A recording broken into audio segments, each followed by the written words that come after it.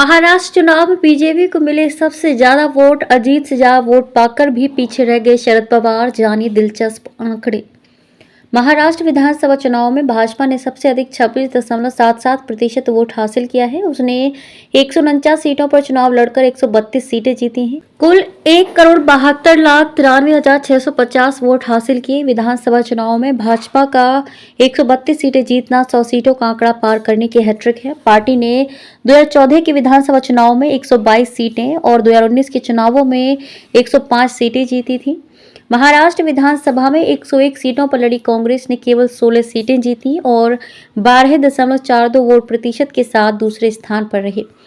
Party को 8,20,921 vote मिले। एकनाथ शिंदे के नेतृत्व वाली शिवसेना ने 81 सीटों पर चुनाव लड़ा था, जिसमें से 57 सीटों पर जीत दर्ज की और 12.38% वोट हासिल किए।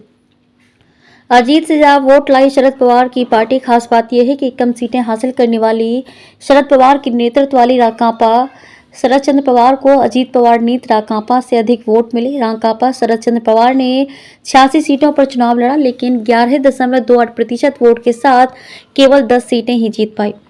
उद्धव के अजीत की पार्टी से ज्यादा वोट लेकिन सीटें कम। इसके उलट अजीत पवार के नेतृत्व वाली राकांपा ने 59 सीटों पर चुनाव लड़कर 41 सीटें जीती। उसने 9.01% वोट हासिल किए। उद्धव ठाकरे के नेतृत्व वाली शिवसेना ने 20 सीटें जीती और पार्टी को 9.96% वोट मिले। चुनाव आयोग के अधिकारियों के अनुसार 20 नवंबर को हुए राज्य विधानसभा चुनावों में 66.05% मतदान दर्ज किया गया, जो 2019 में 61.1% था। महाराष्ट्र में 19 निर्वाचन क्षेत्रों में निर्दलीय दूसरे स्थान पर रहे। महाराष्ट्र विधानसभा चुनाव में मुख्य मुकाबला सत्तारूढ़ महायुति और विपक्षी महाविकास आघाड़ी के बीच था, लेकिन निर्दलीय उम्मीदवारों ने भी काफी मजबूती से चुनाव लड़ा।